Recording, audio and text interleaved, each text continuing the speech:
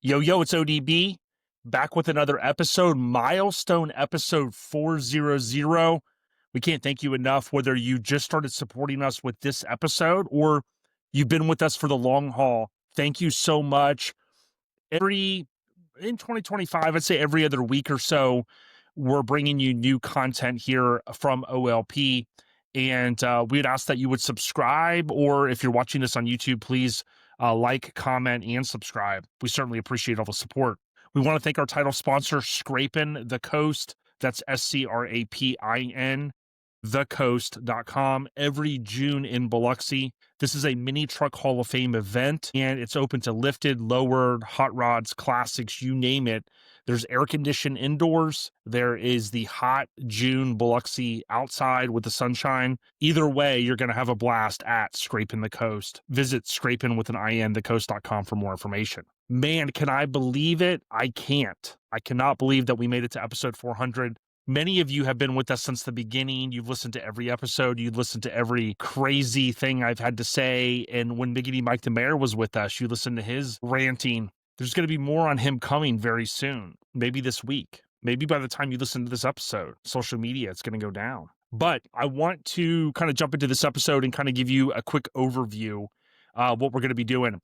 The lead-in is going to be a traditional lead-in on this episode. I hope that you'll listen to this portion. I'm so thankful for the friendship that I've created over the years with Ruben Arteaga, aka the Booka. Just know that he has been okay. We haven't had a chance to link, just kind of with my crazy schedule. I haven't had as much time to sit down and kind of schedule interviews and that type of thing. I'm going to try to link up with him. Those scoring at home may recall that we have actually had Ruben on many of the milestone episodes. I think all the way back to 50.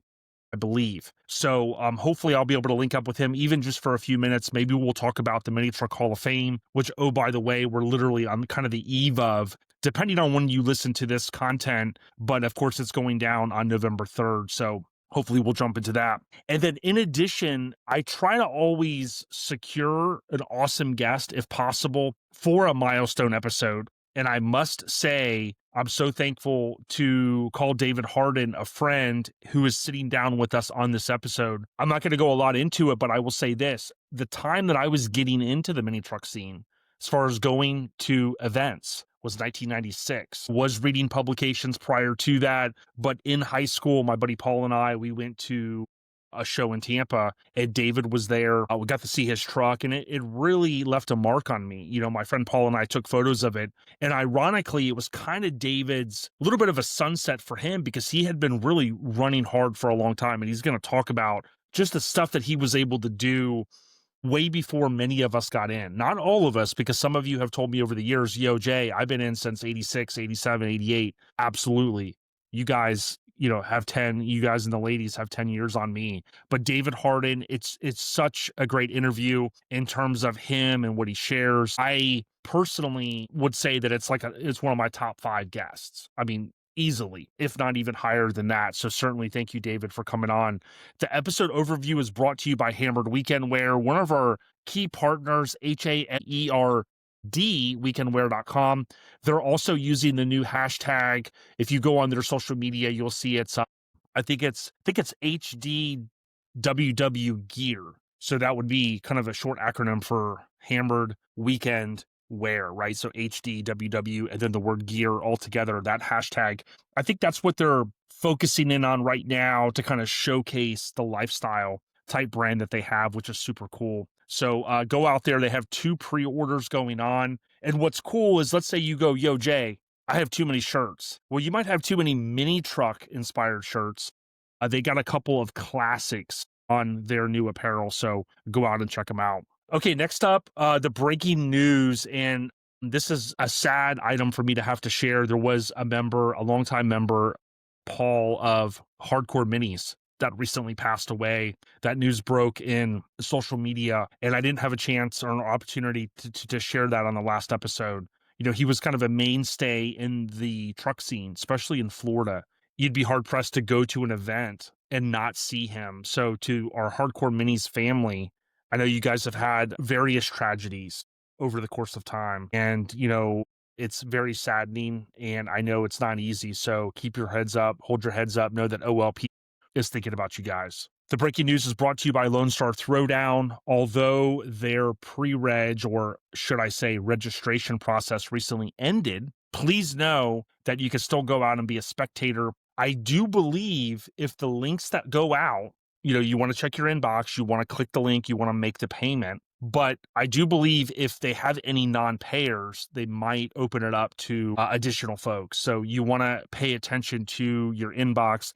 If you're like me and you have a lot of notifications disabled, something to think about when you're waiting on maybe an email for a shipping confirmation or something like Lone Star Throwdown or Mini Nats, right? These Super Bowl type events in our truck scene. Certainly you might want to think about turning those notifications back on, even for that time being, so that you don't miss it, or just make a conscious effort in the evening time or at some point to look at your phone, go into your email.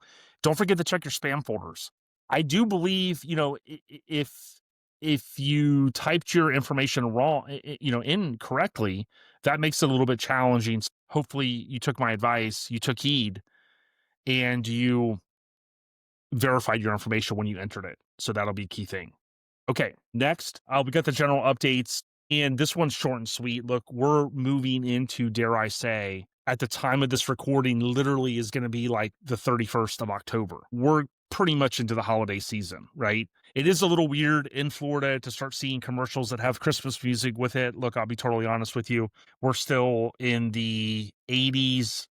We're going to have some 70s coming up, which we're super excited about. But what I will say is, spend some time with your family. I often write about this in my column each month in Street Trucks Magazine. I'm so thankful to have that opportunity. And I often talk about the balance. Where I worked for 2+ decades, we always talked about work-life balance. I think is a good way to summarize that quick phrase: work, life, and then, of course, the word balance. Many of us like to stay busy. Many of us, depending on your job, you might be away from your family for a while, on job sites and things like that. Or you might be working a 9 to 5, whatever your situation is, certainly make time. I get a lot of inspiration from people on social media like the Gary V guy and others. And oftentimes we read those quotes and they kind of go in one ear, out the other. But if you stop and really think about some of them, or you listen to what the folks are saying, there's the old one that says, hey, don't be afraid to take a day off from work, because if you were to pass away, your work would possibly have your job posted, your open position, before your funeral, right? And for many of us, we're just like, yeah, but we got to work. It's like, yeah, but many of us have PTO options. Many of us have an opportunity to, schedule an extra day off, maybe a long weekend. Maybe the kiddos are out of school one day, a Friday or a Monday. You're going to make it a long weekend. Do that, spend the time with the family. It really goes a long way. Many of you are doing that, so kudos to you. The general updates is brought to you by Southeast Mini Truckin Nationals, also known as Mini Nats. Every April in Maggie Valley, North Carolina. They love us. We can't wait to be back there in April of 2026. Maggie Valley, Facebook, Instagram, Mini Nats. Go follow it, and just know that we're going to be there, boots on the ground. Okay, I got one question for the Mini Truckin Syndicate out there. Are you ready? And if Joey Whitby was here, he would already be pounding his fists, almost like I think he believes that he's a Marvel superhero. Joey, certainly you're not that, but be good, Joey, be good. Okay, so these are two fun questions from the 80s. She-Ra, Princess of Power. She-Ra, Princess of Power was a spinoff from what animated show? So the She-Ra cartoon, what was that a spinoff of? It's kind of an easy one. Now, if you just said He-Man, I don't know if we would accept that. Would we accept that, judges? They're giving me the nod. Yeah, we'll accept it. But He-Man and the Masters of the Universe. Man, if you were a kid like me, born in the late 70s, kind of known as an 80s kid, who didn't love He-Man? I actually have a couple. I don't think you can see him behind me. I kind of move some of the stuff around. You can barely see it over my right shoulder, this shoulder, way up in the corner. I got a couple of the reintroduced action figures which is super cool. I think Kevin Smith from Clerks is working on a new animated series or film or something related to He-Man. But man, as a kid, Castle of Grayskull, all the figures, man, I absolutely loved it. I actually gave my Castle of Grayskull away several years ago, and it was pretty cool. Gave it to a buddy that is into like a lot of other toys, but hooked him up with that, and I've seen that they've reissued it. It's kind of cool to see all of that stuff coming full circle. Okay, the next question. So we got a two-parter. What football team made a song and music video relating to the NFL? We're talking like circa 1985, 86. So what NFL team made a song and music video relating to the NFL? A bonus on that is, what is the name called? Or what is the song called, rather?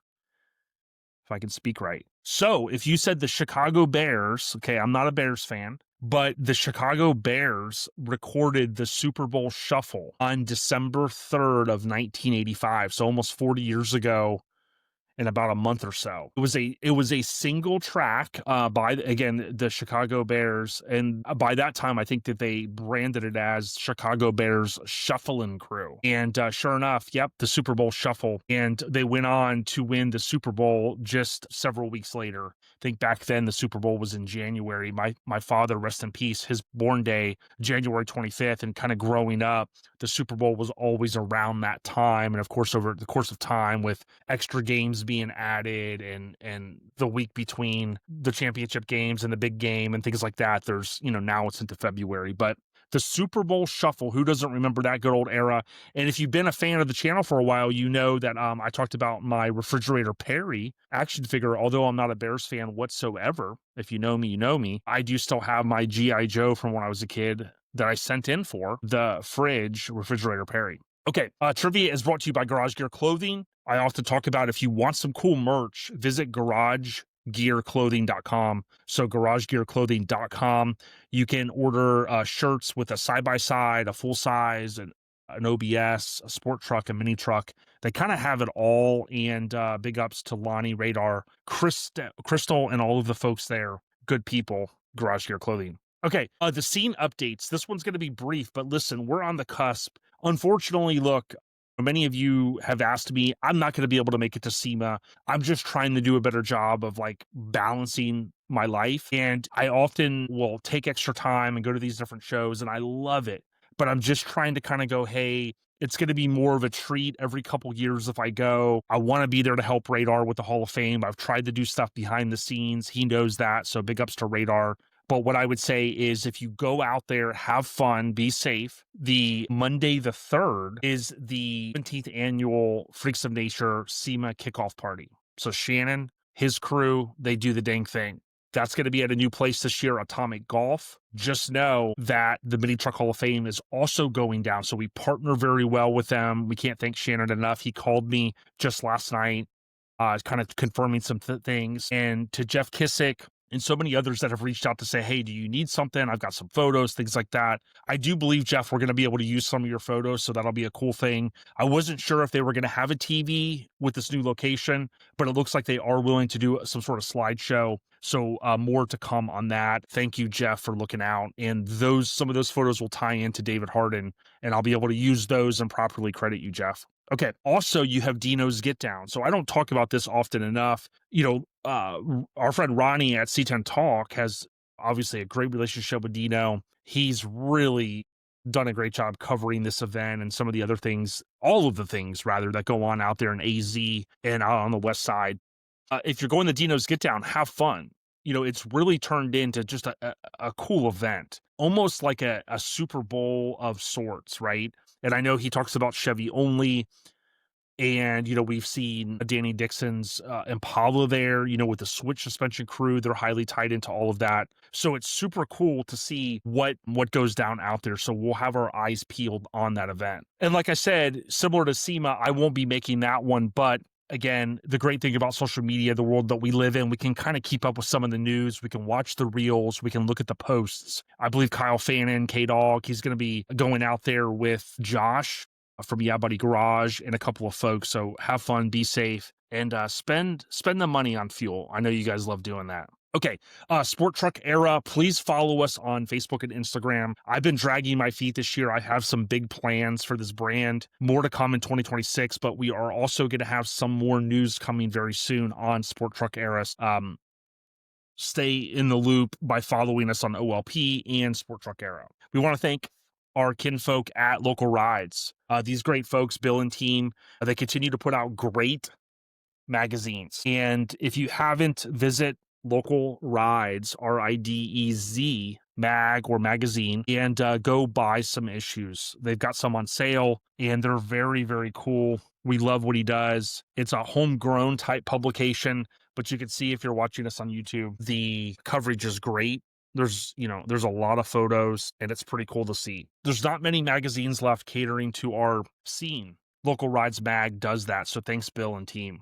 Okay, Hut 1, Hut 2, Hut 3, Hut, Old Dirty Ballard, live and uncut. So I want to just tie in FOMO, not Ford Motor Company, FOMOCO, but FOMO, FOMO. And that is an acronym now that I think I was the last one to realize what it was, but it's the fear of missing out. And going back to what I said a few minutes ago about SEMA, Dino's Get Down, A Day to Remember, all of these different events that are kind of smack dab in November, December, last couple months of the year, as much as I want to go, as much as people hit me up all through the year, and I'm so thankful to go, hey, I'd love for you to come to our event. Jeff and team up in the Pacific Northwest, right? They always say, hey, we want to get you out there, Craig Braid, all the kinfolk. And I do want to go do some different things. But like I've continued to say, I am trying to slow down. And, the fear of missing out is there. But to me, it's my will to be able to go, hey, like, man, I want to go, but I can't because I'm trying to, do some stuff over here or, handle some things here, just working on some things that are really important, family wise and stuff, nothing bad. But I would reinforce that to you. Oftentimes we see things go on pre-sale and pre-order and, there's bikes and there's skateboards and there's new vehicles coming out and new air suspension components. And like it's easy to want it all. Certainly I'm one that loves stuff, but at the same time, what I've been able to learn from my 30s into my 40s is that, hey, the fear of missing out is there, but at the same time, like I've always tried to tell people, like the stuff I collect, there's probably nothing I have like everything of, except for Mini Truckin Magazine, maybe. But like, I don't have every single thing in Back to the Future. I don't have every single thing to, G.I. Joe, right? I don't have, I've always tried to kind of have eclectic stuff, like little things here and there, going to the swap meets or buying this one sign that I just absolutely love or ties into my childhood. Same thing with BMX bikes. I recently talked about the Mike Dominguez bike. It was a neat opportunity. And I think that's important because if you can get over like always saying yes, like, okay, yeah, I'll go to that show. Yeah, you know what? I'll go there. Yep, I'll go there. And you just constantly are saying yes, and you're just kind of running yourself in the ground. I've said this before. I certainly so much enjoy like waking up on a Saturday, being home, going to my parents, working out in the yard. I did that recently, what my dad used to do, mowing the lawn, doing all that stuff. That's what I love to do. And just as where I'm at now, I don't want anyone to think, hey, Ballard's, not coming to my event and things like that. It is what it is, stuff is expensive. And I want to continue to build what I got here with OLP and have guests on and show promoters and things like that and enjoy the family time as well. So that's ODB Live and Uncut, brought to you by our kinfolk at Phoenix Forged. That's FENIX Forged. Give them a shout. They make our awards for 2025. The spinner necklaces, some of the coolest awards I've ever seen. And we certainly appreciate Kennedy and team. Hopefully they're going to expand their wheels to mini trucks and more. Phoenix, FENIX Forged. No podcast updates, but I want to give a shout out to the freaking weekend. Trip has continued to build just an awesome event. We're looking forward to September 2026 in Biloxi again. That's about 3 months after Scraping the Coast. Those are two shows that I've committed to in 2026, and we're looking forward to those events. With that being said, tried to keep it a little short and sweet. Hopefully I can call Ruben Arteaga, the Booka, and chat with him. If not, please enjoy this audio with David Hardin. He's a great guy, and tip of the cap to you, man. You're a great guy, and keep on hustling. Congrats on the Mini Truck Hall of Fame. Don't forget to go to the event or watch it. I think Radar is going to stream it on the West Coast Influence. Stay on the rise, everyone. ODB, Biachia. Peace. Yo, I was able to catch up with Ruben, but My understanding, you're down in Mexico looking for Mike because he's still trying to get the fire festival going. Yeah, he's kind of hard to find. I got chased looking for him, so I'm pretty sure I'm in the right area. There was either Dog the Bounty Hunter or Ruben Arteaga, and you know who I'm gonna call, not the Ghostbusters. Hey man, I'm game as long as it pays money. Listen, I think going back to 5-0, not talking about the Popo, I'm thinking about episode 50, like all these different milestone episodes we've had you on. We appreciate your friendship. Man, I just wanted to check, all the Mini Truckin Syndicate out there wanted to make sure that Ruben Arteaga is still holding it down out in Cali. Yeah, I'm still here punching and fighting my way to the top, like like always. But I want to say congrats to you and Mike on 400, man. Yeah, I was on 50 and then 100 and so on and so forth. But man, 400, Jay, that's pretty awesome. Dude, I'm ready to call it quits, man. I mean, I don't know. Everything's hanging in the balance. And, Mike has been estranged for months, trying to get the fire festival and, all that stuff. So we'll have to see. I mean, if he can link up with Ja Rule, I think that they can, pull the nose of the plane up. Yeah, no kidding. Who knows what Mike's got going on right now? But in all honesty, I don't see you ever giving this up. I Yeah. know how you work. I know your drive, and I just don't see it. Well, I know we've still got some guests that we want to try to link up with as we get into 2026. So we're going to do that. But listen, you and I often talk about trucks and, we talk about it's the SEMA time. A few years ago, you and Chris had the ice cream truck going out to Las Vegas. You guys have continued to work on tons of stuff out there. I know I can't make it to Vegas this year. I'm not sure about you, but it's still going to be cool to see everything online that's coming through the feeds. Yeah, it was 4 years ago when we had the ice cream truck out there, and it feels like it was just yesterday. And that build. I mean, I came in towards the tail end, and I basically just helped assemble it after it was all coated and painted and whatnot. But man, looking back at it, we started putting that thing back together 2 weeks before we had to be there. And we got it there. It was running and driving and stopping on its own. So I mean, we didn't push it or anything. But man, I've had some videos pop up in my Facebook memories, and yeah, it's just crazy to think that it was 4 years ago. It feels like it was just last year. I don't play a lot of video games, but if it's not in the new GTA, I think next year I may not buy the game. You know what I'm saying? Yeah, no kidding, and I would love to see that. And actually, it changed hands a couple of months back, and I don't remember. I think it's up in either Northern California or Oregon or Washington, somewhere up north. It changed hands, and the guy that bought it is actually taking it out and selling ice cream out of it. He's taking it to a lot of car shows, and he's on Instagram, and I follow him, and I've chatted with him a couple of times, and I've sent them pictures and videos, but I'm glad to see that someone's using it and enjoying it and not just sitting in a garage somewhere. We're talking to Ruben Arteaga at C1500 Nonsense is his page. What's cool is when you linked up with Chris at CNS Metalworks and Ludacris Powder Coat on that side of things, like it really came together. Word was that Chris called Master P and said, "Hey, I don't know who was the real ice cream man." Chris was trying to kind of claim it out there on the West. Yeah, that's kind of a hard little contest to get into. Yep, you know it. Listen, Mini Truck Hall of Fame inductee in the past, it was so cool to see what you've done and all of the folks that have come before us, Bob Hayes starting that foundation. It's got to be neat. You've been to so many of those, but kind of hearing some of the trucks like Red Hot, David Hardin, he's getting ready to come up as a guest with the next bit here on this episode. It's got to be cool, though, someone like yourself, who we call an OG that's been doing this a long time, to see so many awesome trucks from east to west get in. It is, and it's always been an honor, and I do get a little, I don't know, maybe embarrassed or whatever, but I was fortunate enough to be there and be around so many things when they were happening, and that's one honor that I hold dear to my heart. And I've always been behind the Hall of Fame and for what it stands for and everything, and I'm glad to see that it's still continuing and to induct others, and not just on the West Coast but on the East Coast, and everywhere in between.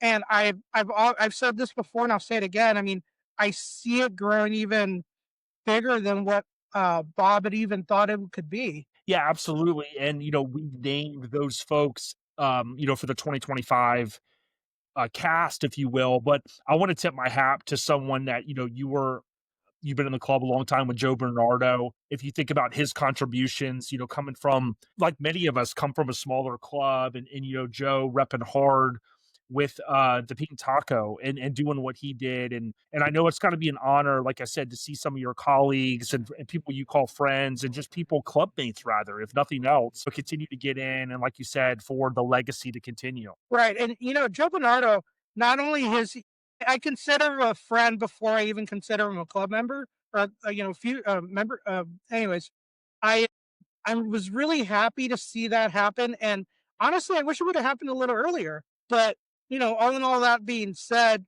I'm really glad to see that he was inducted. Yeah, absolutely. And I want to tip my cap to Bob Hayes again and all of the folks that were on the committee prior. It's my goal to continue to just honor the different folks that really we want to see in, and that's what we're going to continue to do. Listen, as we get into 2026, I know Jacob is getting a little bit older. We are as well. Other than kind of what you got going on with your gal and stuff, any big plans or anything in the foreseeable future that you're looking forward to, Ruben? It's funny you bring Jacob. He recently bought his first car on his own. I mean, I gave him one, and we kind of got it running. And I know it wasn't what he wanted. The kid's been working, got a pretty good job. Went on and bought a 2020 Infiniti Q50, and slowly he's been doing stuff to it. And we lowered it on Sunday, and we finished it up yesterday. I had some stuff I needed to button up on, but I'm proud of him. I'm proud of the stuff he's accomplished in the last couple of years. He's graduated. He's got a pretty good job, and I honestly think that job's going to end up turning into a career. There's a lot of opportunities for him to grow there, and and move around the company. So we'll see. Man, plans for this coming year, pretty much, keep on doing what I've been doing. I I haven't really shared. I mean, I shared stuff with you, and my parents are older, and my father is in a convalescent hospital, and I've been taking care of my mom. So that's kind of put on the brakes with a lot of my traveling and whatnot. And if I do go out of town or whatever, it's somewhere close, not too far, because I got to stay here locally because of that. But Yep. I got a cruise planned for next year, later on next year. And so hopefully I can, get away and not have anything, in the back of my mind creeping up on me or anything, other than going out, going to concerts and stuff. We've been doing a lot of concerts lately. Last month or 2 months ago, we saw Billy Idol. A couple weekends ago, we saw the B-52s and Devo. There's a couple other shows we're not too sure if we're going to be able to get tickets for, but one of them is Duran Duran. They're coming to town. So it's a lot of artists that I had on my bucket list since I was a kid that either my parents wouldn't let me go to see them or I just didn't have the money to go. We've been doing a lot of that. We've been doing a lot of concerts like that. So and my girl Rocio, she loves live music just as much as I do. So that's a lot of the majority of our free time is going to concerts. Yep. Fantastic. I wouldn't expect anything other than, like you said, taking care of fam and spending time with your lady. Mike Murray says if he gets the Fire Festival going, he's looking to have, all kinds of bands like holograms, from different, Right. these guys that are passed on. And I go, Mike, I don't know if that's going to go over too well. But your piece about your parents ties into what I kind of shared on ODB Live and Uncut, and some of the other messaging I had is, look, the holidays are coming, and it's important, especially as we get older.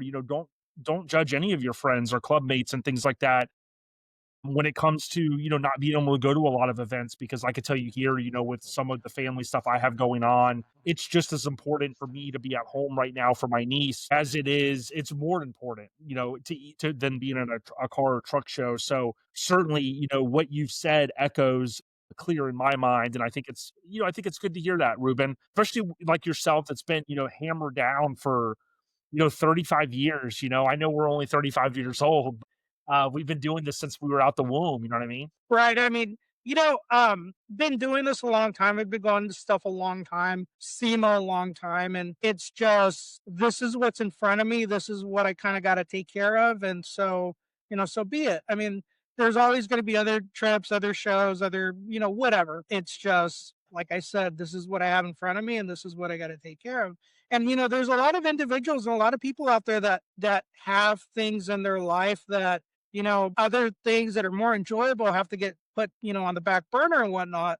But I guess it's growing up and being mature and becoming an adult. And, sometimes I have to laugh because sometimes I think of me as being called an adult or sir or whatever. And I'm like, I got to look behind my shoulder to make sure someone older than me isn't standing there, but that's one thing I just can't get over is going somewhere and someone calling me sir. You know, Yep. it's like, yeah, I know I got gray hair and whatnot, but man, that's a difficult one. That's keeping it a buck like the dollar store, as Eminem once said. But listen, I know you and I talk about, Red Hot truck, the Nissan D21 that is getting in the Hall of Fame as the truck this year. And it's pretty cool, like having built that friendship with David Hardin. He was the last, well, him and Tim, which is Tim Judge, who has the lineage back to the Hutch and old school BMX stuff. They were the last two to have a cover of Mini Truckin in the 80s. Because as you know, you had the one-off issue in 88, then you had the 4 in 89. So to me, it's really cool to continue to see some of these trucks and some of the trucks that we looked up to in the magazine, especially like when you were running hard before your Toyota was on the cover. Yeah, that's pretty cool to be that. Okay, that's the last truck that was shot in the 80s. Beautiful truck, by the way. But yeah, that's way cool that it's getting inducted this year. Well deserved. Yep. Well, listen, give Chris and Ludacris, all the kinfolk out there, and Jacob all the best. Any other shout outs or anything else you want to mention, our brother Ruben Arteaga? No, I just want to say I hope everyone out there is doing well and, life happens and, take care of it. I hope, take care of it. And, I always say God wouldn't put you in a situation he didn't know you could handle. So always keep that in the back of your mind. And, and I hope to see everybody out in Vegas next year. And that's realer than real deal Holyfield. Now all the mini truckers and baggers know how Ruben Arteaga feels. I love it, my brother. All right, buddy. Peace out, man.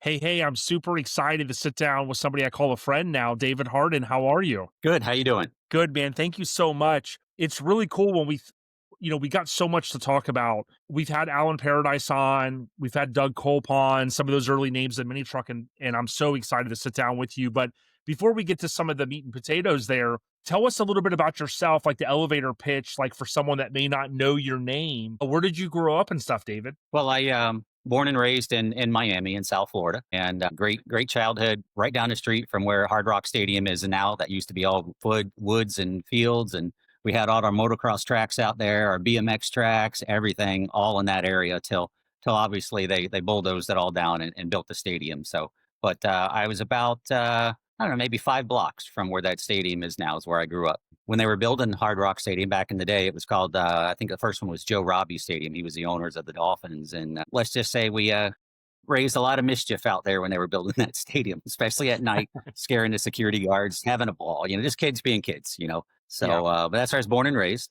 Yep. Yeah, very, very cool. I think back to, I know this show, like when I was a kid, it would come on some of the channels, the show Flipper. And I think of that as crazy as that show was, like, it was almost like a time capsule. I think they filmed some of it in Florida, but even though it was like black and white, it reminded me of like, wow, that's what Florida must have been like all those years ago. Yeah. If I go back to my parents, even their home movies from, the 60s and seeing Miami Beach, all the retro buildings and all that. It's really neat, reminiscing a lot about that. So, yeah, very cool. I love the city. Moved out of Miami in 87 up to DeLand, Florida, and that's where I still am today. Excellent. Well, there's not many born and raised Floridians. My father was born at MacDill Air Force Base. His father was in the service, and I was born in Tampa. So it's weird. Sometimes people, when they meet me, they go, "Oh, you've been here your whole life." That's kind of odd, but it's cool to meet, another Floridian. So I'm very curious. You talk about like 87, right? In that era, like, do you remember like what got you hooked into the automotive world?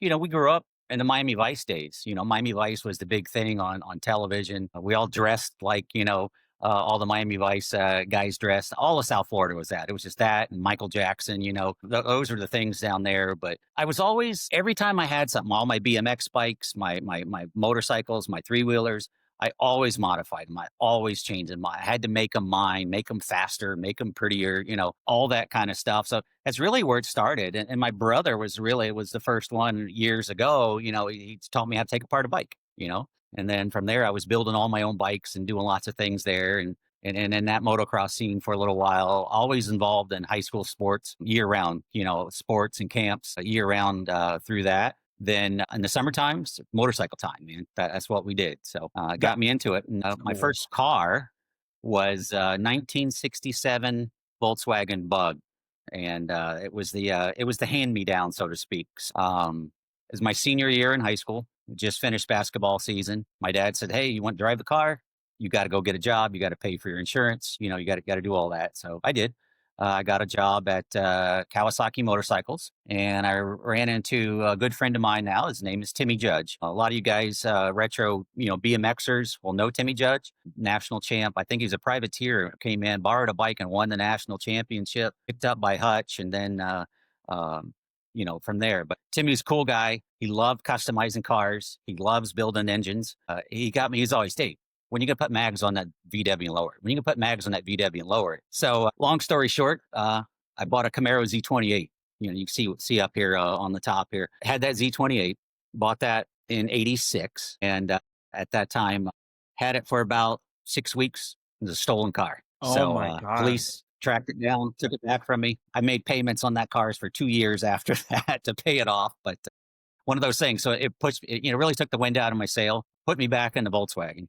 And I finally hit up Timmy. I said, "Timmy, I'm ready. I'm going to go get some wheels and tires and put on it. Let's lower this thing." So Timmy worked with me, taught me how to lower the bugs, got into the bugs. What Timmy had back in that time, he had a mini truck. He called it Black. And this is some pictures of his mini truck, Black. And always did lots of chrome work on them, lots of things there, some more pictures of them. I wish I had better pictures, but, these are the old No, those are good. And can you believe Prismatic cameras in the day.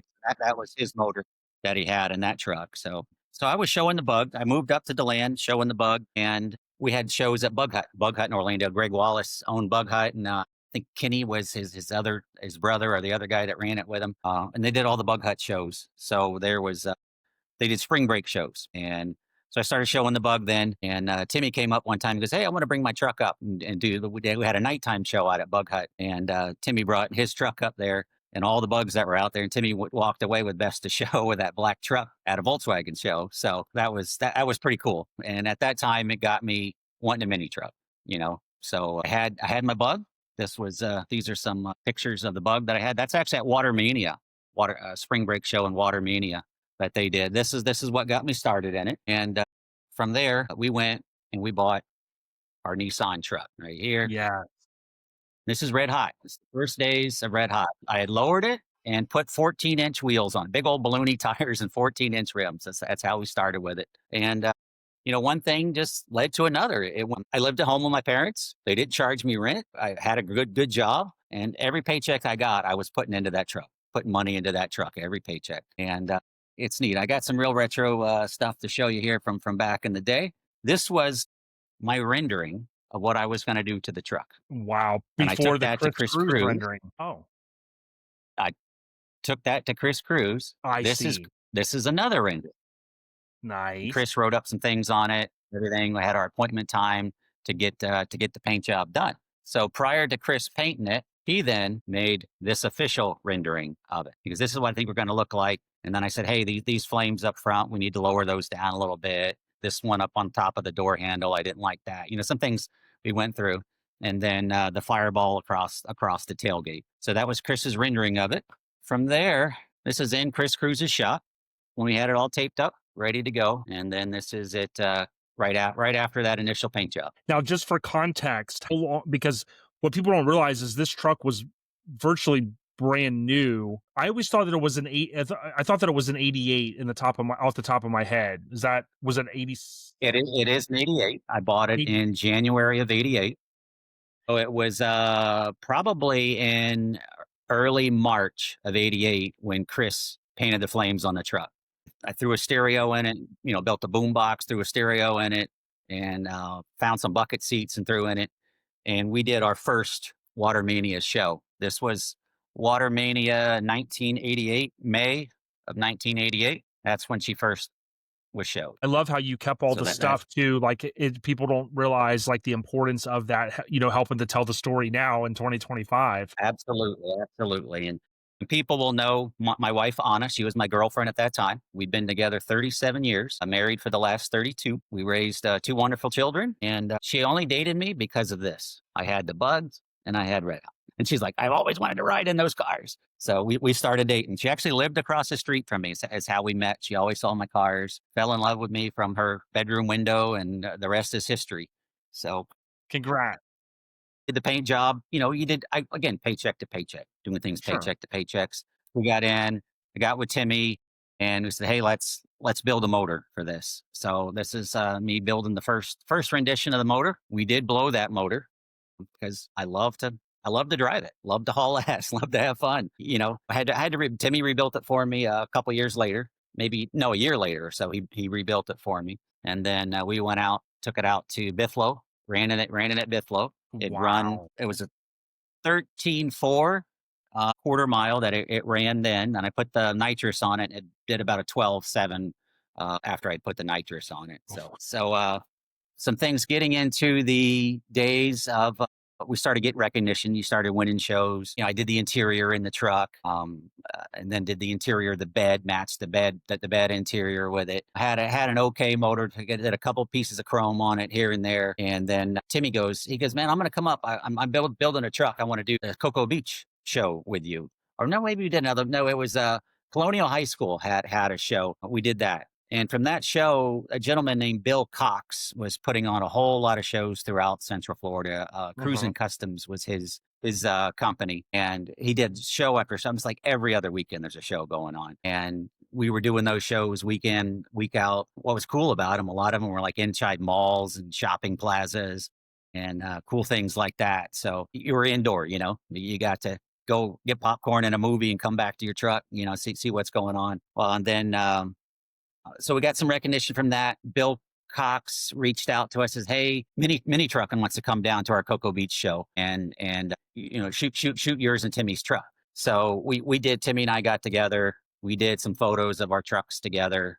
We sent these out to Alan Paradise out in California, and from there he's like, "I'm coming down, Coco. We're going to shoot your trucks." So that's when we did the Mini Truckin shoot. This Mini Truckin magazine there was done in Cocoa Beach. Now, real quick, and I sent you have all the video of that photo shoot there. Unfortunately, it's not good quality, but you do have that. Yeah, and the 720, is it the same truck you showed a little while ago when it was black? No, the black one is actually a 620. It's a Datsun 620. Okay, I missed that. Okay, got it. That truck, Timmy sold that truck to his one of his good friends in South Florida. Bought that truck. I don't know what's ever happened to that, and I don't know whatever happened to Timmy's Blue Bayou truck either. 720. Well, and here's what I want to thank you too, because we talk about curating and keeping a lot of this stuff. Like what you just provided, it arrived yesterday, and I imported it as soon as I could. But Mini Truckin issue number 5, we were still in the 80s, and that was 1989, fall of 89. And what's super cool is David has provided some behind the scenes video. And if I think back to the previous 4 issues, I mean, I've never even seen behind the scenes photos from those other shoots. So it's probably the earliest known cover that we're going to be able to reveal some video for the folks. Yeah, that's really cool. And I'm glad you're able to do that. I'm glad we're able to let everybody see that. I love your platform, what you're doing here. Yeah, I really appreciate it. When you guys went to Cocoa Beach, was that like before, because your truck was shot when we had Alan on, and Alan's just such a nice guy. Alan talked about the fire department and that type of thing, right? Do you have a recollection of like, did you guys go to the beach first and shoot them together? No, we went to the fire station was the first. We left the show, so we had our trucks, on display at the show. We left the show. We went right to the fire station. So Alan shot all the exterior pics of my truck at the fire station. We wanted to be in the front of the fire station, but the fire station faced west, and it was too shadowed and too shaded. So we were actually behind the fire station in Cocoa Beach, where that was shot. From there, we went to a little shopping mall area, and then we shot Timmy's truck there in the shopping mall. And then the shopping mall had a bank or something next to it. And we went up in the bank under the overhangs or in the shade. And Alan shot all the interior pics and all the close up pics and all that there. From there, we got in the trucks. We hauled ass to the beach. Got him set up on Cocoa Beach, and Alan was really fun. We had a great time shooting that at the beach, and we're like, can we get all these people behind us to move and do that? He goes, no, you don't worry about that. They don't have to move. He goes, I'll put a little sticker over this one. I'll put a little logo over this one. That's how he edited the photos back in the day to get people out of the background. So it was pretty funny. Alan was a great guy.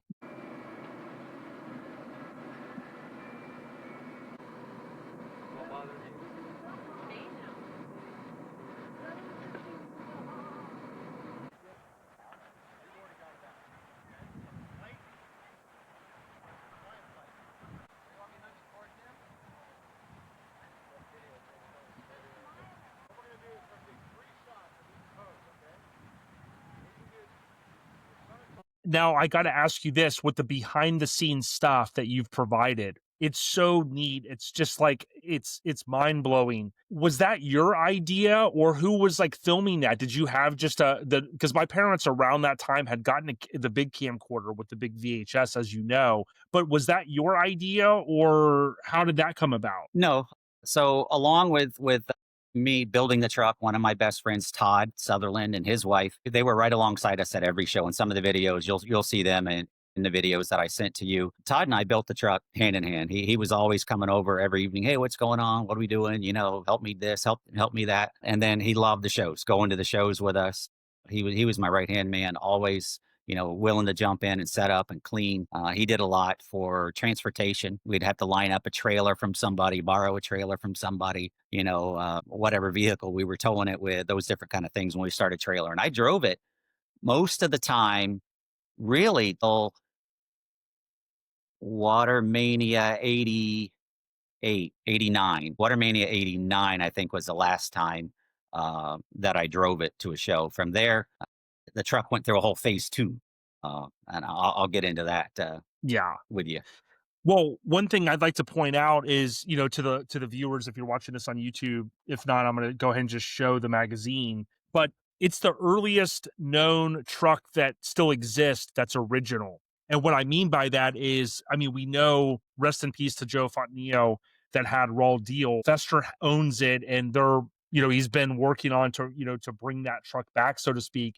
But this truck, it's amazing. We'll get to eventually down the line how it, ended up on eBay, and I saved like 100 photos from it then. I was mind blown because the truck literally, there's no other words to describe it than time capsule, because it's literally like somebody took a time machine, plucked it out of when you redid it to phase 2 and said, here you go. Like it was just mind blowing. And I got to see it at Made of Steel a couple of years ago when Anthony had, acquired it. He brought it up from South Florida, and it was so cool because I hadn't seen it since 96. So talk to us a little bit about how that, you kind of hinted at some of the transition there from phase 1 to phase 2. Yeah. So after we did the mini truck shoot, then we were at Watermania. It was, Greg had put both Tim and I like in a prime spot. Hey, this is the newest magazine cars. We put them both together. We showed.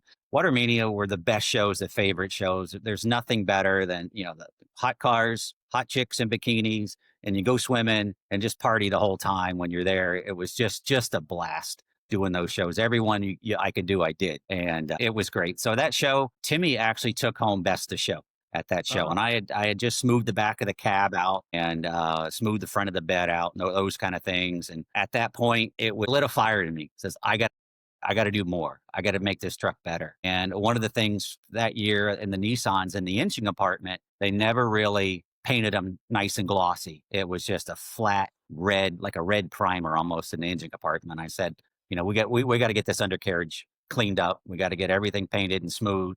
We got to get this engine bay all done. That was my next phase, was going into that setup. And I think after I did that about 3 or 4 months maybe of going through all that, and then we debuted it at Radical Madness 1 was the debut of that truck. And I had Chris Cruz do the additional painting with all the graphics. There were no graphics that came to a blunt end. We ran them into the door jambs. We ran them around the bed corners. We did all that. Then Chris put the mural on the back of the cab, You guys know that very well. And I have some other renderings here of that. Chris and I were talking, we were doing different things. This was going to be the original mural on the back of Red Hot. Wow. That's Yeah, what it in was that going to era, that be. was a big thing. Yeah. Yeah. And in the moment we got there, and it just wasn't clicking. I said, I can't do it. And he said, well, here, take a look at some of this. He had all these swimsuit magazines and car magazines. He goes, hey, look through some of these. And we picked one girl's face, we picked another girl's hair, and we picked another girl sitting in a hot tub kind of thing. And I said, let's do this. Let's put her in a hot tub, pink bubbles and flames coming up behind her. And he just started airbrushing it out. I was with him not the whole time, but as we were laying it out, starting to airbrush it. And I came back the next day and was just floored, just floored. He did such a good job. And that was Mini Truckin Magazine was Chris Cruz's first cover vehicle that he had ever made it on a magazine that he painted. Since then, he's had hundreds Yeah. of vehicles, motorcycles, boats, all kinds of stuff that he has done there. So this was the Water Mania show 89. That was the show that Timmy took home best of show. Got it. May 20th. And then we're talking about the renditions. So this is getting the truck taken apart, getting the bed flipped over. We're working on that at the same time, pulling the motor out for the freshen up. This is Red Hot with the motor out. You see all that flat red paint, and that was Yeah. right before we taped her up and was painting her. This is putting her back together. Got the Chrome rear end axle. chrome. For those that don't More know, chrome. chrome Yep. axle in the early 90s. Yeah, yep. And then this was the debut of it right here. Was Radical Madness 1. And I was and entry okay, 131. and keep me honest, Radical Madness, right? That was a show out west. So how Radical started with Radical Tops there in 80, I believe, 87, 88. They were doing the tops, making the kits for the various mini trucks. And Alan Paradise got hooked up with him. The owner of Radical Madness at that time or Radical Tops at that time was Joe. And he got with Alan, they got together and they wanted to put on a series of shows across the United States. Okay. And show one was Cocoa Beach. So Got I it. actually did a whole bunch of logistics for Alan and the whole team from Radical Tops. They had got with I think Mazda USA up in Jacksonville, where they were bringing the cars and trucks off the ships, and Mazda donated cars and trucks for them to use the whole time they were here, because there was like 10 of them that came up. Wow. So I had to go up, a whole group of us, go all the way up to Jacksonville and drive all those cars down to Cocoa Beach so they would have them.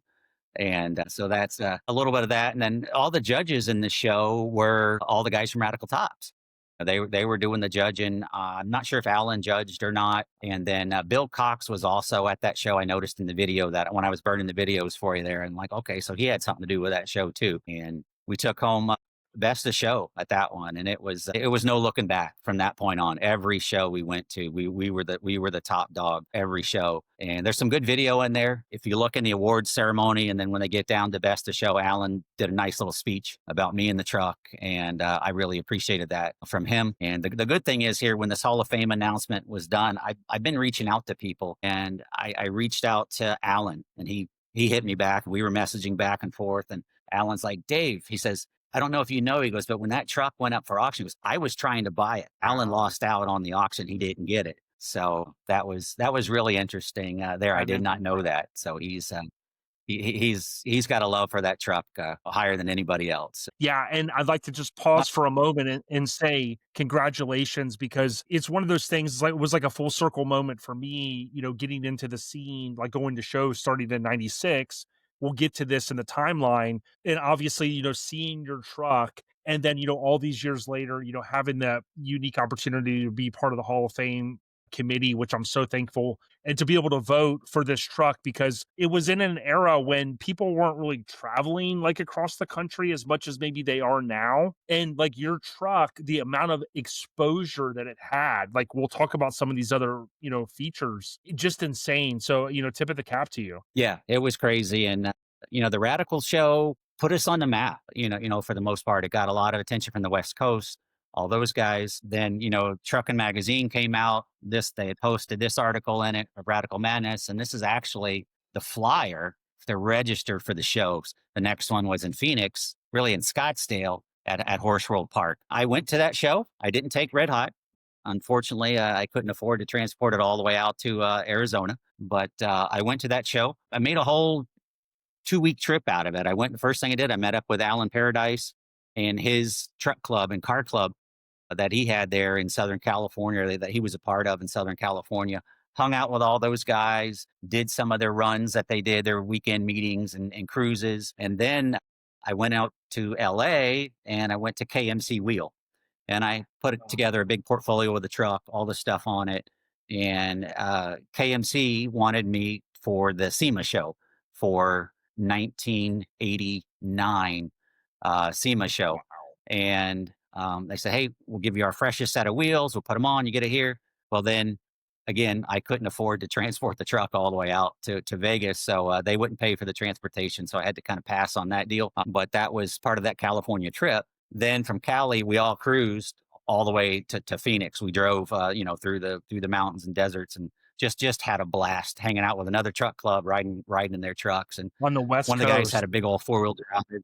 Yeah, one of the guys had a big old 4-wheel drive, and I was with one of the kids in the 720, and he'd go up all the way under that truck at the red lights. He'd bump his back tires with the bumpers at the red lights. Just, stuff, kids being kids. We had a blast. We were all together. Then we did the show in Scottsdale at Horse World Park. And this is a very, it's a polo park figure. It's like a stadium for polo and horse events. And we had the whole grounds, all green grass, all the trucks everywhere. I actually have some pictures from that show that I took out there. And I think this truck was one of the guys from Radical Tops, because they called it Radical Mini. And that's out in Scottsdale, Arizona. And these shows are all 2-day shows. And I can't remember if it was day 1 or day 2, but during the show, we had a sandstorm blow through. I'd never seen nothing like this in my life. A sandstorm blow through, and it was like a mini hurricane, but with sand. And people were running for shelter. They were covering everything up, and it just tore the show apart. They had rented the big white tents that go, event tents. It tore that event tent up. There was metal and stuff going everywhere. I don't know how many cars got damaged at that show, but it was crazy. And then, 10 minutes later, it's gone. And it was real interesting. But at that show, it was kind of, when I was one of the judges, there was quite a few judges at the show, and they give you your scorecard and you score everything by points, right? Well, at that show, they get to the end and they announce who was best to show at that show, mini truck show. And it was this Volkswagen. Wow. World of Wheels type Volkswagen that was there. That was just immaculate. So by the points go, it won the show. And let me tell you, it pissed a lot of people off. They were upset, and I get it. I understand it, but the judges like, we got to go by the points, so that's what they decided. So it was, I actually think that was the last of the Radical shows. They never made it there was supposed to be 3, 4, 5 shows that were going to happen, and it all fizzled after that event. A lot was going on with Radical Tops. We went that night, we went to the owner's house, Joe, and Joe was going through a nasty divorce, and the new boyfriend showed up. It was an ugly, ugly scene for a while. Gotcha. So we all got out of there. We all got out of there, and the show ended the next day, and I never heard from Radical Tops or seen anything since. Yeah. So And Joe, I don't know how long they stayed after that, but yeah, and I think Joe passed away recently, because it was Joe, I think, that went on to have AIM, AIM. So yeah, so I you can't come remember his back, last name. yeah, so you come back to the East Coast, and was it kind of just Yep. business as usual? Like, hey, what's the next show we're gonna hit? Yeah. We were doing all of the Bill Cox Cruising Concept shows, and then another guy in Cocoa Beach was putting on shows called Cruising for Kids. If you look behind me here, the trophy on the left, the brown trophy on the left there, that was the Cruising for Kids Best of Show one of the years. The other trophy, taller one to the right of it, that is my Best of Show from Watermania Best of Show. Still got that trophy. The little one on the floor down there, that's Best Truck and Van from World of Wheels. And not a big trophy, but it came with a big check. So that made it all that much better, traveling World of Wheels. So when we got back from Cali and Arizona, we did all those Bill Cox shows. from there, we started traveling. I did shows in Atlanta, did World of Wheels, we went up to Pigeon Forge, Tennessee for Mini Nats 1, very first annual Mini Nats 1990. dash black. That was our display for Mini Nats. We had racked up. By that time, we were already 40 plus best of shows. You know, the magazine coverage was going crazy. That show, if I remember, there was like 420 trucks at that show. Was huge, huge. And I sent you a full video of all of that show and a lot of things going on from there. But we won best of show up there. From there, we got published in these different newspapers up in Tennessee. Yeah, and they some of did the these you show provided coverage. too. Yeah, you have a copy of a few of them there. That's my wife Anna. They did a photo shoot with her after the show. That you have all the video of that, and then the next month of their thing, they put her in again in the next month, a different picture. But Now that hot truck feature, was that was that pretty done cool. up in Pigeon Forge? No, hot truck feature was done here in DeLand, Florida, out on the St. Johns River at the DeLand Yacht Club. I got it. And so we're on the boat ramp, Land Yacht Club, and we're out there with push brooms, getting all the sand and dirt, getting everything out of the way. Nonetheless, it was love bug season. So, time I got there with the truck, we had guts all over the truck. We had to get all that clean. In the video of that shoot, you'll see Kelly and you'll see my wife in there. They did a lot of posing, a lot of pictures. For the truck, and the love bugs were just eating them up.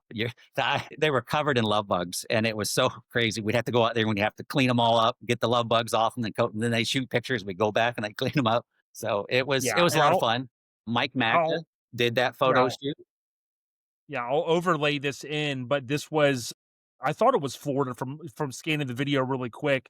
And this was neat because you had told me about this. I had some of the hot trucks, but these are kind of more obscure these days. So to get this copy from you, I appreciate it because you had the insert photo there. Yeah.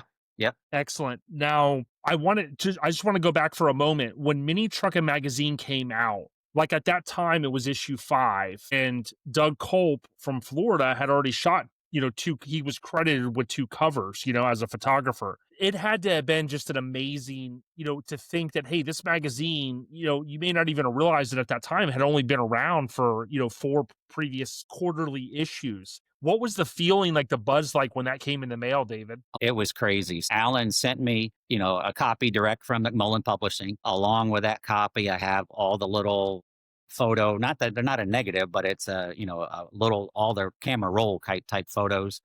I have all that stuff was sent. It was like Christmas, man, opening that thing up, seeing your truck on there, and you're just like, wow, and it just ignites a fever in you to do more and do better and love it. That's why you show them. You want to show people what you can do, and you want to be recognized, and that's something to recognize. More than a trophy. It makes you feel good, and I love that. Oh yeah. I met a guy earlier this year. His name was Dave, and he had some fond memories of just the old school. He was at our booth, and it conjured up just in my mind like what the feeling would have been in that era, long before social media, long before the internet, when magazines, in this case, I mean, magazines had been around, obviously, but this one at the infancy, and then the relationship that you forged with Alan Paradise, and oh, by the way, all the success that he's went on to have, even further into his career, is just, it had to have been just a great time for you in Florida. It was both for Timmy and I both. So I got to give recognition to Tim. He's been there. He was right there with me all the time, going through it and encouraging me. It does great. Everybody loves Tim because he was famous before the cars and trucks, and now he's a big time jet. He's got his own power sports shop, building motors for various things. Jet skis is his main focus. I know one of his riders just won the world championships last week. So congratulations to Timmy and team on that. Yeah, and we just had on a recent episode, my buddy Sean, he's in Texas now, almost 30 years in the military, but he's got a thing called Rad BMX Builds, and he's doing a GT documentary, and he's made inroads with a lot of the old guys. But, Tim Judge, for Tim to have done all that and had that success and all those memories and then blew by you, I know we're talking about Red Hot here, your truck at that time, but of course we got the 720 that we've acknowledged as well. So tip of the cap to him. And then for him to continue on with his automotive, passions and the water sports. I mean, dude, awesome. If he hears it, man, 2 thumbs up. Absolutely. Whatever you do, David, don't tell him how much all those Hutch So, bikes are going for these days. well, I think he's got a couple of his Hutch did the Timmy Judge replica. So Yeah. they're hard to find. That's definitely a collector that's out there. I'm actually on the hunt for a somewhere around 85. I had a GT Pro Performer. I'd love to have another one of them, chrome with a white mag. So Yeah, and my friend Sean, when you hear that episode, he's made friends with Craig Turner, Gary Turner's son, and they're working on some documentaries for GT and Gary Turner. But yeah, I mean, he said it recently on an episode where he said there's probably no other sought after bike in that era and even now from a freestyle or racing perspective than GT. So absolutely. yeah, yeah. Now, I always thought this was cool. I want to just hit upon this. Not only did you get issue Mini Truckin number 5, tons of show coverage, all these different regional newsletters and things like that, these papers. Then it's like, oh, by the way, the truck is red hot. We talked about hot truck. Well, let's not forget, they come out with this and it probably trying to capitalize a little bit more, in that era, like the word pictorial, I always think of Playboy, right? The centerfold. But they did the mini truck hot pictorial. And this was neat because they took like a sister pub and they took a lot of awesome features and made them, most of them into like a centerfold, like a 2-pager, right? And Red Hot was in there. So to me, it was so cool. Like there's only a few people that could say, hey, I had a mini truck on the cover of Mini Truckin'. Get ready for this in the 1980s. That's It cool. is. It is. I have a few of those issues there, and I guess a lot of these photo shoots. McMullen Publishing was the publishing company, I believe, and they just did those same pictures, the same articles in multiple publications. I actually came across one from Japan, and it had all these different trucks in it, and it was all in Japanese writing. I had it a few weeks ago, and I don't know where I put it. I was going to show it to you, but I'll come across it. But that same article is in Japanese with all these other vehicles, same kind of magazine like what you just showed there. And I think someone else told me that they saw it in Germany as well. Was another one. So it's kind of neat that article from Mini Truckin has been published so many times. That's so cool. That's so cool. Now, I want to ask you this, right? Before I get to that question, so when I met the guy, Dave, I believe his name, Dave, he and I have been texting. I want to say it was it's not YouTube, it's another platform that's a little less restrictive on copyright rights with music, but he had footage. Keep me honest, I don't think it was yours. I think it was his footage from the Cocoa Beach show, and there was that old school TV show there. And Red Hot, I believe, was on that as well, because you provided me some photos and like a little part of the portfolio, and there you go. Yes. And that guy always reminded me like an old school like trucker guy. It was like called Truckin' USA or something. He was. Yeah. He was a country singer. Ed Bruce was his name. He was a country singer and truck driver and all that. He just going around doing that show, It was pretty. That's something else that Bill Cox got organized for them to come out and do that. And they did it's a neat issue. I think I sent you a link to that video on Rumble. That's what it was. They have that whole episode up there. Yeah. Yep. Yeah. And I think when Dave and I met at Mini Nats, what was super cool is he was like, I'm pretty sure he goes, hey, that video that you shared and you gave me credit for it. He goes, I don't know if you know, but that's me. And I go, oh, that's awesome. So that's where I got the names confused. But yeah, I mean, it's so neat that in that era, you were just doing what you were doing. Now, let me ask you this. I don't want to fast forward too far, but so I go November. Oh, here's the ironic thing. It was the November 1st weekend, Fest 96. My buddy Paul and I went in high school to the show. We took his little point and click camera. We see Red Hot there outside the main building and just were blown away. We're like, wow. So we took 2 or 3, 4 shots of it, just blown away. Like, these young high school kids, like, man, how does anybody even do this? Right. Our minds were blown. Do you mind sharing with us a little bit? Because it seems like after then, I mean, there's all kinds of rumors that people had, oh, he took his truck and he put it up and this and that. But by then you were almost 10 years in with this thing, give or take, 8, 10 years. Were you just at a point where you were like, hey, I want to move on and do something different? Life happens, right? And so we we're winning all the shows everywhere we went. And it got to the point, nobody else was getting trophies. Nobody else was winning, and they didn't want me at the shows anymore. It's kind of what it got to. Like, give somebody else a chance, And I think at these shows, if you're the best one out there, you get one trophy. Best, none of the spread all that stuff around. These shows are going, and I'm coming home with 4 or 5 plaques and 2, a class trophy, a best to show trophy, all best interior, best undercarriage, all this kind of stuff. And it's just, to me, I didn't feel it was fair to the other people as well. So I showed the truck all the way, through 90 real hard, 91 very little in 91. And then I parked it. I put it in the garage. My wife and I, Anna, who's in a lot of those photos, we got married in 92. So that's when life happens, right? So we got married, we built a house. It changes, So I still had the truck, had it parked in the garage, and I love building cars and working on them. So I started. I had a '56 oval Volkswagen. I can find my pictures I got in here, and so I started to build that, and then getting heavy into it. And I had to put the truck in a mini warehouse. So I moved it out in 92, put it in a mini warehouse. It was there.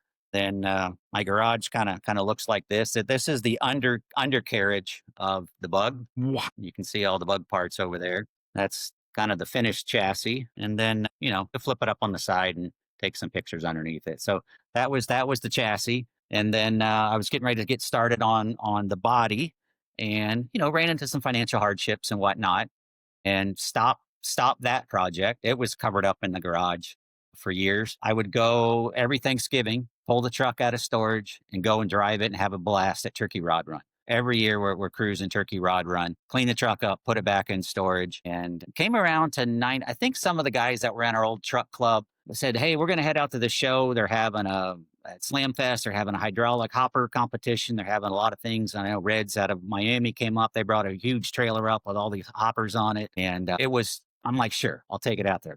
Quickly put up a makeshift display and took it out there, and, been in storage for 5 years, and you take it out again and you get best of show. And it was just, so surreal. It was a surreal moment for me.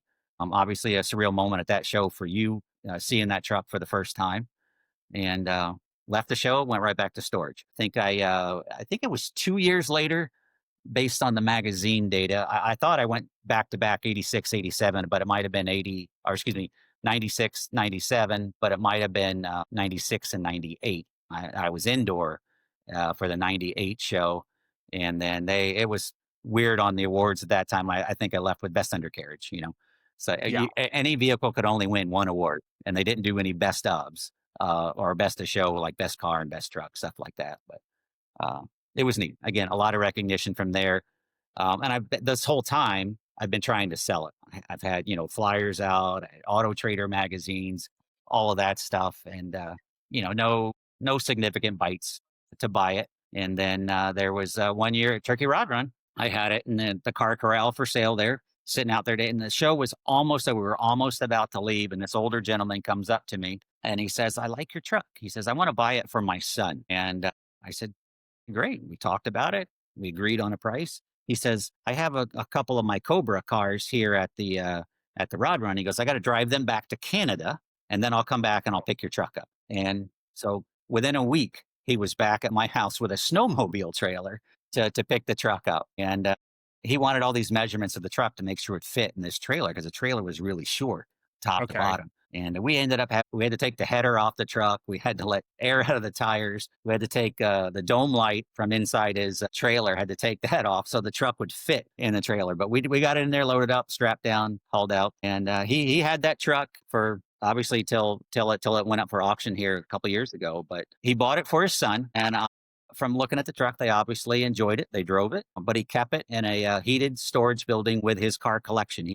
A big car collection. The son in later years fell ill and passed away. And the father could not bring himself to get rid of the truck because the memories that he had with it, with his son. And then it was 3 years ago now, 2022, I got a call. And it was this broker guy out of New York City. And I'm like, "Yeah." And he goes, "Did you used to own a truck called Red Hot?" I said, "Yes, sir." He says, "What?" He says, "I've been hired to liquidate a car collector's collection, and that has that truck. He says, "Would you want it back?" And I wasn't in a position to buy it. I had just bought this vet back here and everything, and I said, "Man, I'd love to have it, but timing just wasn't right for me. I didn't have anywhere else. But this garage is full of cars. I didn't have anywhere else to put it, And I said it deserves to be inside, and I passed on it. And then within a few weeks after that, it went up for auction, and I think it went up 2 or 3 times. It didn't sell till like the third auction when it sold. And Anthony and his wife, they're down in, I think, Melbourne area. They bought the truck, and I was flipping through Facebook one day, and I saw pictures of it at one of those shows that you mentioned earlier, and I'm like, "What the hell? Where's that? Where is this at?" And I'm like, "Oh my gosh, it's in Florida." So I hit up Billy Weekly and I said, "Billy, you got to find out, give me the contact information for who owns this truck." And Billy hooked me up, and I reached out to Anthony on Facebook, and we started chatting. And then I actually got to see Anthony up at Eastbound Get Down in 23 and kind of reunited with the truck. I took some pictures with Anthony and his wife, and my son actually got to sit in. And I got pictures of my son in the truck where he was a baby. He was born in 96, and he was in a stroller at Slamfest in 96. We have pictures of him next to the truck in his stroller. It's so cute. And then he got to be in the truck. And it was just a surreal moment for us, for my son and I. And Anthony is just head over heels over it. And when you had contacted me about the Hall of Fame, I reached out to Anthony, and we all agreed we're going to transport the truck out to Hall of Fame. We're going to be there. But unfortunately, Anthony's work schedule got changed, and he can't make it out. But we're going to get together again when we get back and share a beer or two over it. So yeah. Now I don't know if now I'm going to overlay some stuff in the video throughout the interview, but this is one thing. A couple years ago, when I was visiting my friend Matt Torgerson, shout out to Matt, he body dropped a lot of trucks down in the Orlando area, moved up to the Carolinas. This was part of his stuff. Yeah. And of course, you could see here Red Hot. A lot of this stuff was discarded, back in the day. And what's funny is I think this VW is on some of the World of Wheels footage that you sent me. I thought that was kind of cool that it was there on the Slamfest 97 pamphlet, that thing that they used to kind of give out in that era, the artwork. So when it was on eBay, I saved all those photos just because I was blown away. And it makes sense because we had heard that you put the truck up and that it went up to Canada was the rumor. And, that was like, 20 years goes by, 25-ish, call it. And we were just like, wow. So that was pretty neat. Now, I'm kind of curious, like, what did you get into? Because obviously you're a car guy, right? Your kids are at a younger age, like post 97, do you just start kind of digging your heels into the hot rod stuff? It was really, in 90, after my wife and I got married in 92, she was still in college and going to dental school, and we're having to pay the bills for dental school. And I was working out of my garage, building cars for people, building, painting, doing things. I got some photos over here. I can pull some up. Yeah, and while you're doing that, I love how you have the hot truck and the truckin tags in the back. Set them up just for you. So this is some of the things I did. 67, 68, step side. Wish this truck still around now. It'd be worth a pretty penny. So those are some of the things there. This was a pretty radical truck I built for a Hispanic family here in De Leon Springs, Florida. That was Gilberto Garcia's truck. Chris Cruz did all the graphics and paint. I did basically everything else on this truck. All the undercarriage work, neon lights all underneath it, all the motor work. So you were kind of using your skills, right, that you learned even before like owning Red Hot and some of those things from that VW lineage. Like it seems like you use those skills to obviously help complete the truck, but then post Red Hot, you're like, hey, this is in my blood. This is how I can make a living now. Yeah, now I didn't make a living at it, but made a lot of money at it. But no, I still worked a full-time job, and I worked nights, which was cool. So I had all day in my garage to build everything. My wife was going to Orlando for college every day. So I'm home doing all this stuff in the garage all day, lowering cars, making custom ones. I got tons and tons of photos I could share with you. When you stop by one day, we'll go through them. I built a Harley at one point, almost lost my marriage over that. So it was, the deal was Red Hot had to be sold before I bought the Harley. And I was on a wait list for it. trying to get Red Hot sold.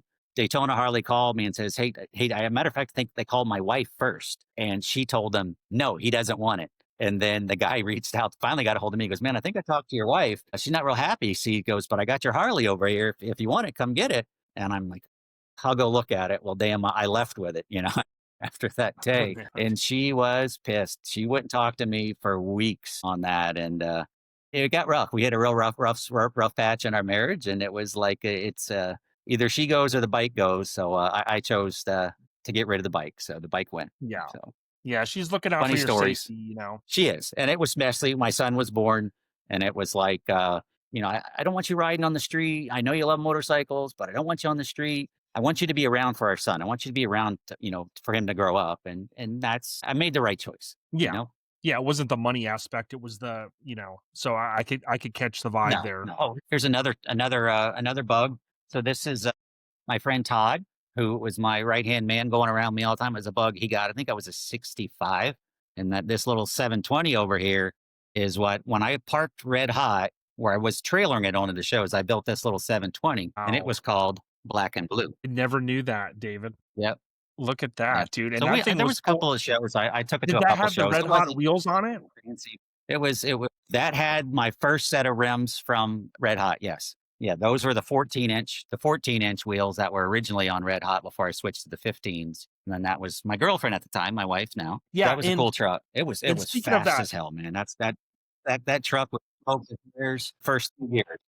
The hot truck feature. What was neat is your wife was there that day, but Kelly Poling, did you know her? I mean, that's maybe not her maiden name, but was she just one of the models that you happened to meet that day because you reconnected? That was her name. She worked for a modeling agency in Ormond Beach, Peterson Publishing, who was over Hot Truck Magazine. Mike Magda was the photographer, but they made arrangements for her to meet on site. So we never knew her before that day. She came up.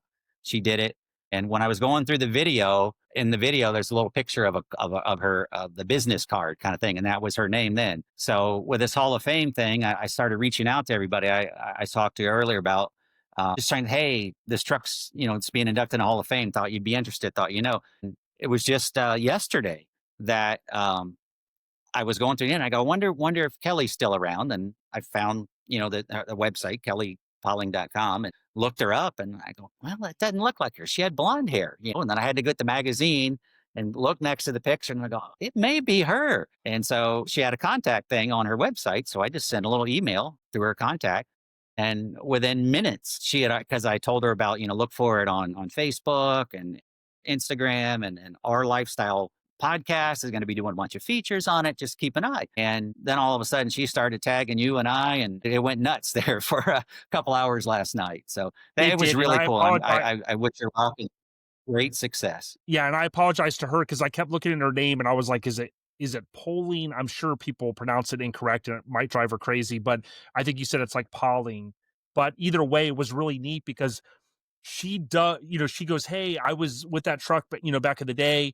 And then, we tagged her and she reshared it on her story. And I look at her and I'm going, she's kind of like, Playboy model type status, right? And she said, hey, I never forget where I come from, and the people that helped me get here. I was like, awesome. So tip of the cap to her. Yeah, absolutely. I was pleasantly surprised when she responded. So some of the messages to the response last night, someone had said, hey, Kelly, you ought to go to Vegas and redo the photo shoot with that truck now with your red hair kind of thing. And I had to chime in. I said, sorry, guys, the truck's unfortunately is not going to be there. But I said, if you're ever in Florida, I can make arrangements with a current owner if you'd like to do that. So she's like, I'll hit you up sometime. Yeah. Yeah. No, that's super cool. Now, I'm kind of curious because, we've talked about the trucks and stuff like that. A lot of people that are maybe watching this on YouTube, thank you so much for sticking with us. They're looking in the background and you mentioned the Corvette, you mentioned some of the awards, the plaques, right? But do I see a 64 convertible? I have a blue 64 Lincoln convertible, which I love, but that looks like that's of course not a Lincoln. That is a 64 Buick Electra 225 convertible. And that was my wife's father's car that he had bought brand new in 64. He passed away in the late 1980s. The car sat needless to say, it had cats sleeping in it and water getting in it. And it was a New Jersey car originally. So the underside of the car was really bad, really rusted. And basically the car was rusted to the ground. And I did a frame off restoration on that. I believe I might have sent you some pictures of that you can share with the group, but frame off restoration. But the body is so bad, needs so much metal work. I just wasn't ready to start going into all the metal work on it. So I just did a quick patina paint job on it.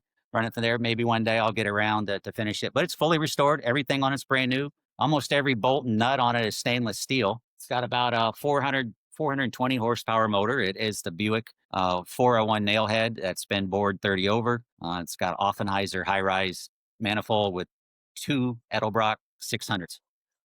So it sounds good, looks good. Everything on it works. What's neat, back in the 60s is this was, if you couldn't afford a Cadillac, this is what you were getting. Or you couldn't afford a Lincoln, this is what you're getting, because everything on it is power. Power seats, power windows, power top, power brakes, power steering. Everything is power, and those are hard to come by. Everything still works. I did a complete restore of all the dash, all the wiring. Everything has been up. It's updated. It's a resto mod. Sure. Is what it is now, but it's a lot of fun. A lot of fun to drive. Now, the mini truckers are going to love to hear this: adjustable suspension, air, and 20-inch wheels. That is correct. And think about it's this. bagged and tagged, buddy. Think about this. When I went to SEMA 03, it was the first year I went. And, you go back to the 90s and, you talked about kids being kids. And, that's the way the world works. It amazes me, though, if you think about where we are in a hot rod world. In 03, I went there and I didn't see as many bagged hot rods. But now, I mean, whether it's a Buick Invicta or, the 64 Buick there that we're talking about, you go anywhere in the country, whether it's SEMA or a cruise at night, and there's guys that have big wheels and adjustable suspension. And I can't say 100% of that, but I would say a good majority of that is the mini truck influence. Yeah, absolutely. Where this realm of trucking, mini trucking, full-size trucks has gone from where we were in 88, 90, 91 to where it is now it just blows my mind. The quality of work, the type of work we're doing, the stuff Jimmy's doing over in Edgewater there, the chassis he's building, the trucks he's building. It's crazy. That is part of my plan for retirement, is to do some more builds. I got another 10 years to go. In these next 10 years, I'm going to build my collection. And then in my retirement, I'm going to be doing the resto mods on them. So I'm looking forward to it. Yeah, that's amazing. And something that I wanted to reinforce is this, that when I think back to the early mini truck, innovators, like, certainly you deserve all the credit for what you were doing, right? The East Coast was doing their thing and the West Coast was doing their thing. And just over a year ago, we had an opportunity to vote in Joe Fontenillo. And Joe was tied into the lowrider circuit. He was winning truck of the year every year, very much like what you said earlier, that he was just like, look, I'm winning every year, and he kept changing it. And that was like in the 80s into the 90s. And that truck roll deal, although it precedes Red Hot as one of those first few covers, I always thought to myself, like, when Fester finishes that truck one day and brings it back to what Joe had it at, hopefully Anthony, if they could ever meet those two trucks, because I always felt like if mini trucking in that era, people were able to travel across the US like they kind of are now, it would have just been a crazy event to have both those trucks there. Absolutely. And hopefully one day they can get those two together and maybe do another photo shoot of them together. It would be pretty cool. But now, you got to think back in the 80s, 88, 89, we didn't have internet. We didn't have social media. We didn't even have cell phones. I put a cell phone in that truck in 88 was the first cell phone that I ever got. It's hard mounted in the truck, How we built was, you go to shows and you get ideas and you go home and you try it. But man, we were going to that mailbox every day waiting for that next issue of trucking or mini trucking to come in the mail to see what's new, what can we buy that's out there. And that's how you built it, month to month, doing things and having your own ideas and getting ideas from the magazines. I love, after that article was published in Mini Truckin', the next issue that comes out, where people write in what they talk about, and and seeing what people say, how that truck inspires them to do things. It was just what I was envisioning, stuff like that. So it's pretty cool, to do that. And now with social media, The feedback that we get is it's just insane, man. It's insane. Yeah, and I wanted to share, like, when you were talking about going out west all those years ago, right? People don't even realize this. I remember traveling for the company I worked for, like, in '97. We were printing MapQuest then, right? But in the era that you went out there, like, that was like maybe pagers were a thing. So like you land and you're like, well, I need to get a hold of this guy. Like, I don't know who's picking me up. How, it's like you had to go put a quarter on a payphone, right? Keep me honest. Exactly. You had to go to payphone and do it. And with my work, when I first started having to travel, luckily the internet came out then, and it was MapQuest then. But going to some of these shows, going up to Pigeon Forge, you got a map. You're looking at the map, seeing where you're going. And luckily, we've been up there plenty of times. We kind of knew where we were going, but we made a lot of wrong turns. Yeah, for sure. Yeah, I saw something it was on Netflix. It was a documentary style thing about technology or something. I think they were shorter episodes, but it talked about, how the US military always has stuff way before, kind of like NASA invented a lot of different things. I think latex came from space exploration. But one of the things that was neat was, so GPS, I think they said like in 1988 or 89, the military was using it, like maybe in that Desert Storm, right, type stuff. And then you could remember the 2000 era when everybody's like, oh, I got the little infotainment, the dual din screen stuff, right? But like now it's like it's free. It's on Google Maps or Apple Maps. Yeah, that's technology. It's amazing. You look at, and I've been out to Dave Kindig's shop. I've been out to Chip Foose's shops, and I've talked with those guys and did a lot of things. But you look at the stuff these guys are building today, and they go out there and they can do a 3D model scan of the engine bay, or 3D model scan of part of the car, and then go and 3D print parts for them and come back and put them on in a couple hours. That's mind blowing. Mind blowing. Yeah, and for our friend Dennis won the Roadster Shop a Good Guys giveaway OBS, right? And like the OBS 88 to 98, I think is going to be like almost like the 57 Chevy of our generation, because it really is becoming that. But when you look at some of those files that they have out there and those images on how that truck is basically like a whole CAD file, I don't know a lot about some of those, type things, but literally when they're doing those Roadster Shop stuff, they could go, okay, I think I saw a video from them. They're doing like Roadster Shop chassis for like newer Camaros now and stuff, making it where the floor doesn't have to be cut at all, and just crazy things. But to your point, technology has helped bring us to that era. The last couple things I have for you, number one is thank you for this. A lot of people don't know because these were always tossed away. You think about an early subscription card. I mean, I can't say for sure, but being that yours was the first, well, it was the fifth cover. This is probably one of, if not the first subscription card. So this was so cool, man. Yeah. That's one of my favorite things about that. And I only had two of them, and you have one, and I still have one. Cherish it. Yeah, I definitely will.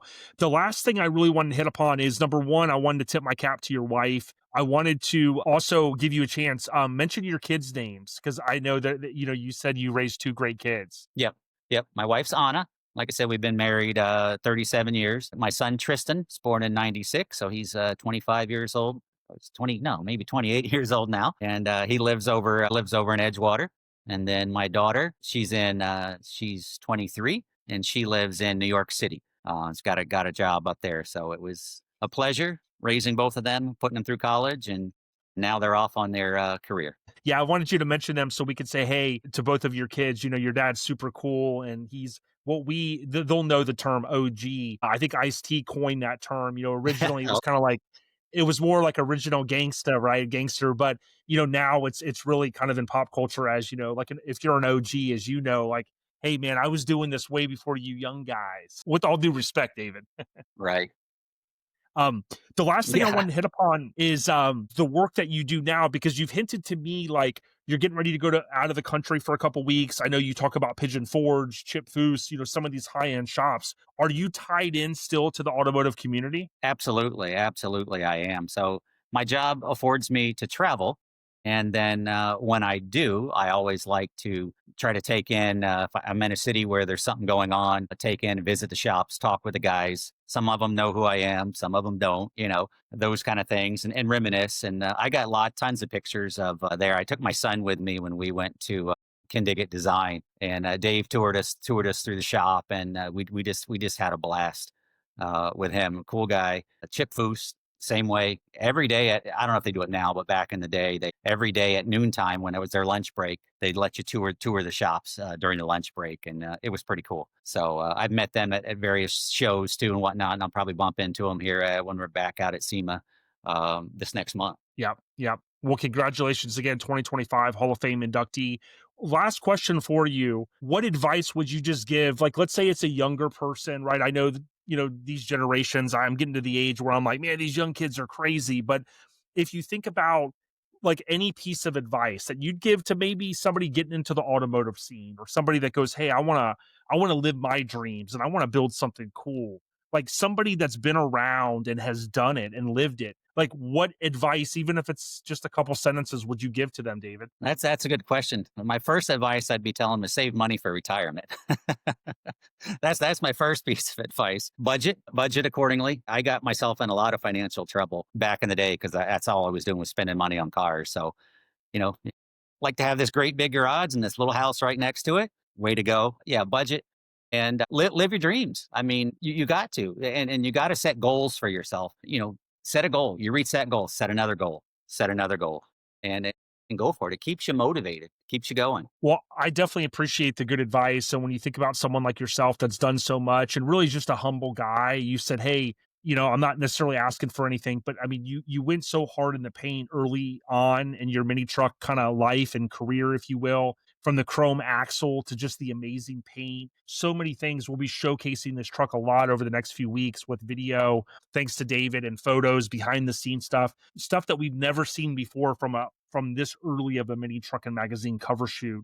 So to your wife and kids, I want to give a huge shout out to Billy Weekly. You mentioned him earlier. Years ago, I was talking with Billy up in St. Augustine at an old school BMX thing, and he goes, "Oh, David Hardin, yeah, I can get you in contact with them." And you and I have emailed over the years, but it's been cool, like actually nailing this down. Thinking now that we've had Alan on, who shot your truck, as well as having you on. It's really been kind of an honor, and I just want to say, I can't wait to hang out and come by over in your area in DeLand, Florida. Absolutely, I'd love to have you over, and we can reminisce about a lot of stuff and go through thousands of more photos and videos of different things from the era that I'm sure you'll appreciate. So I want to give a shout out first. Both my mom and dad have passed away, but I want to give them credit for allowing me to build that truck in their garage at their house. It was amazing. Give a shout out to my wife, Anna, for putting up with me for all these years and doing it. My good friends, Todd and Tanya Sutherland, had a big part in helping build the truck and transportation. Shout out to Timmy Judge, who got me into all this stuff. And another shout out to Chris Cruz for doing all the painting. And Chris is more than willing for us to do a podcast at his place or pull him in. He's willing to participate. So I can definitely get you there, see a lot of his stuff too. Yeah, thank you so much, man. It's really been an honor and a pleasure. And I can't wait to continue the friendship with you. But thanks for always looking out. And again, tip of the cap.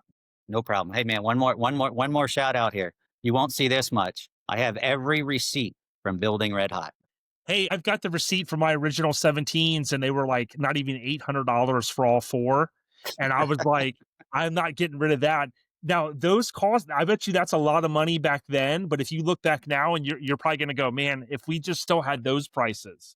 Yeah, let me look at some of them. Maybe I'll come up with something good for you. Yeah. Oh my God, that is awesome. Here's my one for getting my $450 to chrome the rear end. Man, dude, that was money back then. But God, if we could do the Marty McFly. And then for those, David, for those that didn't see, this is the rendering, a copy that I have of yours that you gave me, and this is the final version. Yep. Here's the original. Yeah. And then Chris did the logo for our truck club back then with low impact minis. Ed Rush and myself started that club back in 88 as well. That's awesome. Well, thank you so much, David. We really appreciate it. All right, sir. I appreciate it too. Okay.